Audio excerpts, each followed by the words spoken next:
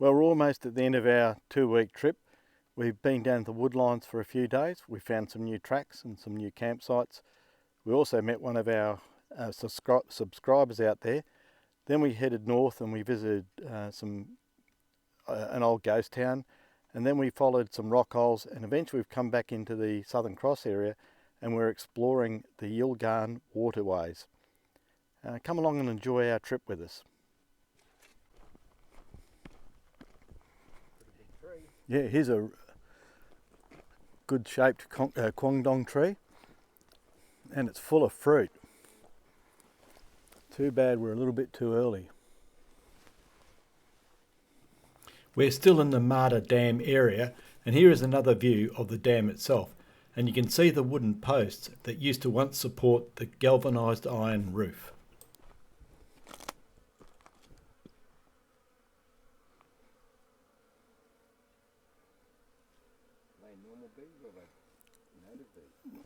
Well, I would think they're native bees, but I don't know. Put your hand out and get stung. Native bees are black. So there are a couple of channels going into the dam. I'm going to follow this one up because I believe it goes to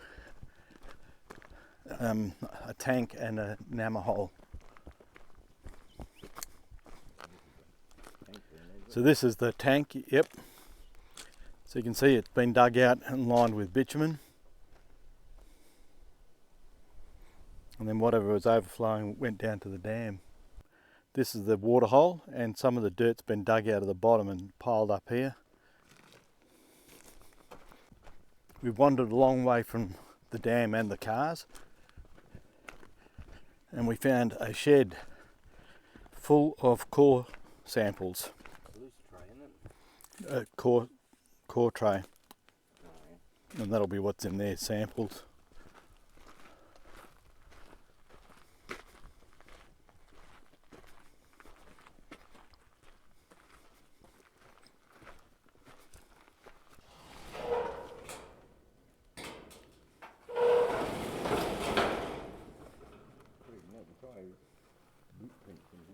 The core samples inside this shed go back many decades, and they're a valuable resource for the drillers and the miners to discover what lies beneath the earth.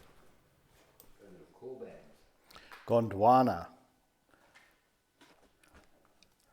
So some of the dates on there are 26th the 8th, 94, 94, 94, all 94. Rough concrete floor. And it's possible even had some sort of walls in here too.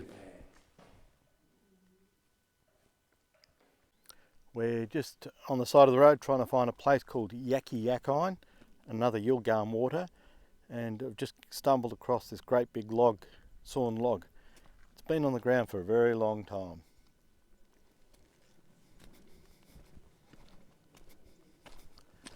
And there's a star picket driven into the rock here. Actually a series of star pickets, probably an old fence line, or possibly an old fence line.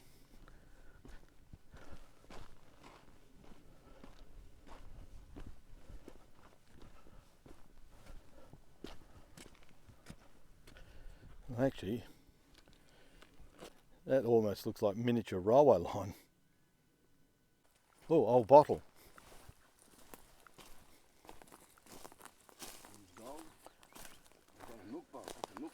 It is too. 1 pint. Browns. Is it really? Yeah. Oh, pretty cool. 1 pint. Don't drop it. 1 pint of milk. You have to keep that one. Browns. Do I? Yep. Why? Have you got one? Yep. Yeah, I'm not collecting them. Oh, that's got embossing on it, I think.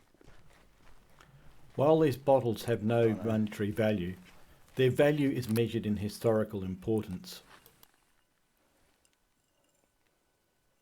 Got numbers. What? 81475. Yeah, it's an AGM symbol. Got A on the bottom as well. It's probably either a lot number or order number.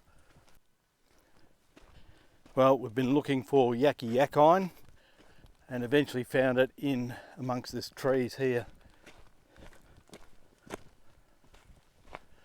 Large rock wall there. Whoa, it's pretty substantial.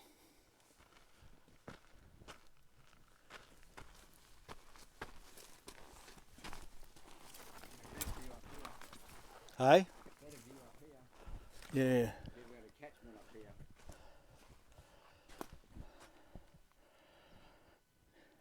Absolutely full of frogs. And there's midgies and mozzies everywhere. Nice rock work. Prickle bushes protecting it.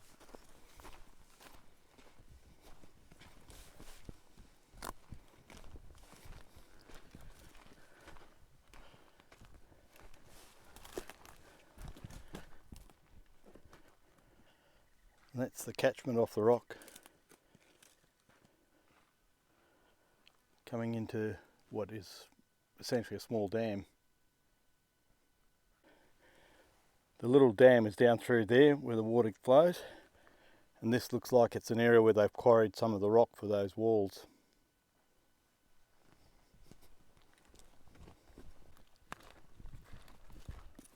Supposed to be a few little rock holes in this area here.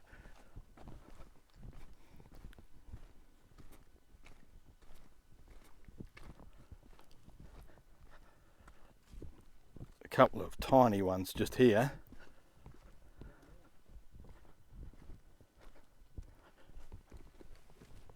And Stephen's found some down there.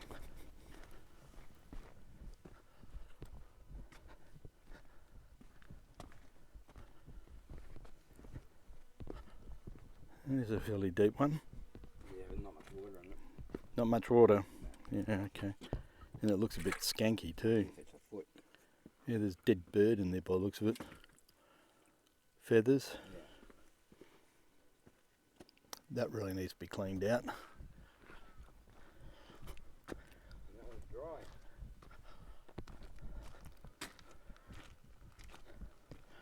Another one that needs cleaning out. Our expedition this year has been a little bit different to what we normally do. But alas, as all good trips do, this one comes to an end, and we now prepare for our last night at camp. Yeah. Our last morning is spent exploring this old station homestead area, and we fossick through the ruins and the old rubbish tip.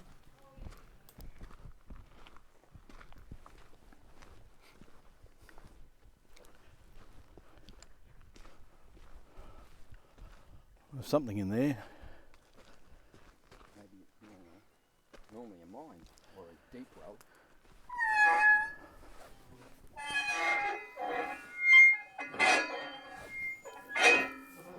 Bit annoying, isn't it? Yeah. It's a, And all this pipe work, it looks like he's had another shed there. mm,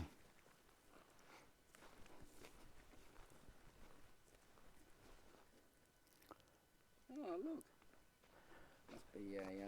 Must be a local collection. oh, this is where you put your rubbish. Yeah. So the ranger will come out and clean it out. Yeah. Mm.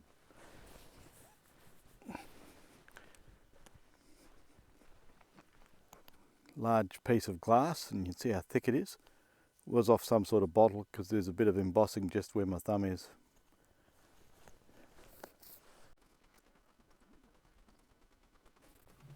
This is our last exploration around a rock where they collected water in those days where the prospectors were dying of thirst in the bush.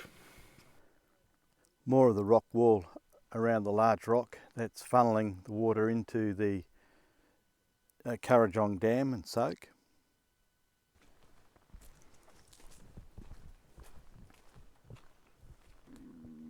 One of our last waters in the Yilgarn area that we're going to look at today. This is Trough Well. And apparently it's quite deep and a little bit dangerous on the edge. Oh yeah. Not a little bit dangerous.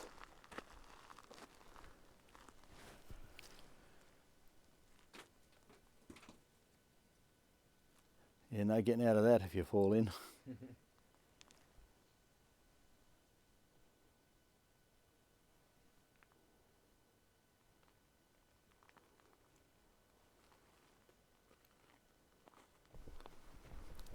And this is trough tank.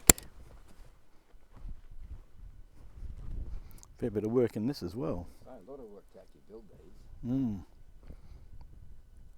All the stones are shaped. Yeah. This looks like a natural rock hole. Yeah.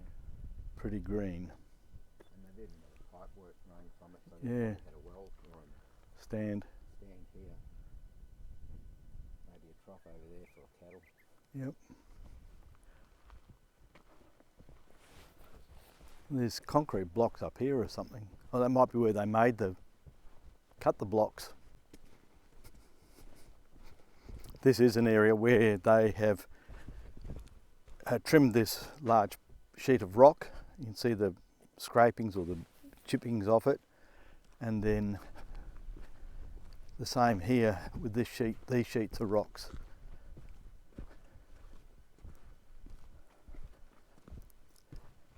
Not really sure how they've done it, unlike the ones we saw at Meriden some time back. These don't have drill holes where they've expanded wood in them to split.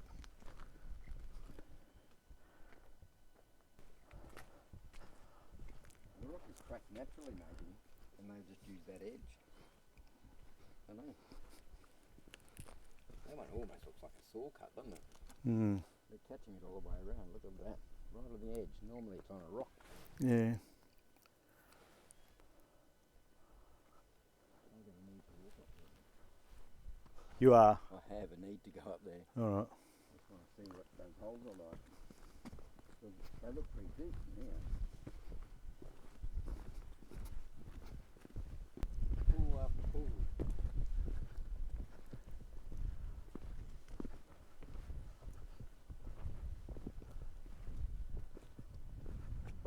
Look at all the Kwangdong seeds in here. Yeah, emus probably come up, have a drink and shit. There's a little emu feather right where you put your hand. That's freezing cold. No, it's not really. You could wash in there. All these little rock pools, they run off into little channels, and then the old timers have built these rock walls all the way around to channel the water into that tank. The whole rock. Over there too. All the way around the base of the rock. Yeah, they've done it all the way around. They're catching everything off this rock. Yep. I wonder if they're actually naturally like that, or maybe they. No, they're natural. It's weird, isn't it? That's the other rock. Big furrows like this. No, they've even caught the water off that rock and funneled it into this one, Yeah. all the way around.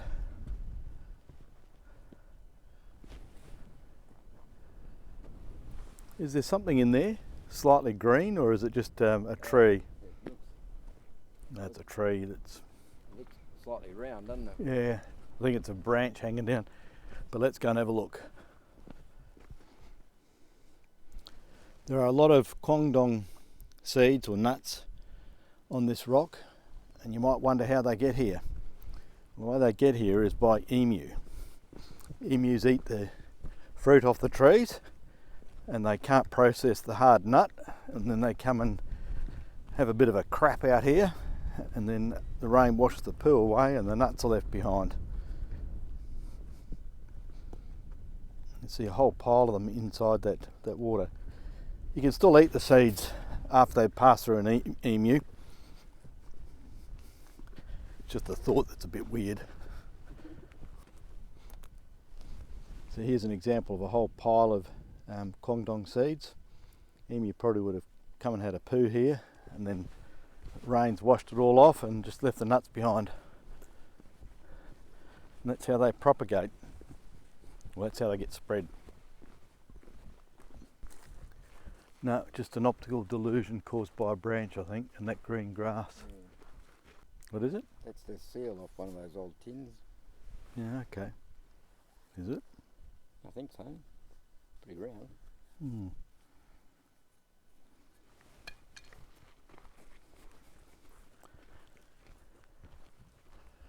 Here's where they shaped all the rocks. When you see all this, you realise how much work was put into building that thing.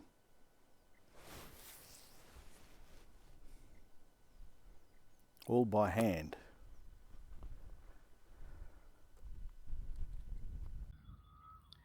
Our winter expedition this year has come to a conclusion. We've arrived home. This time our return journey was marred by a catastrophic failure, and it's not the flat tyre sitting behind us. That was one of two.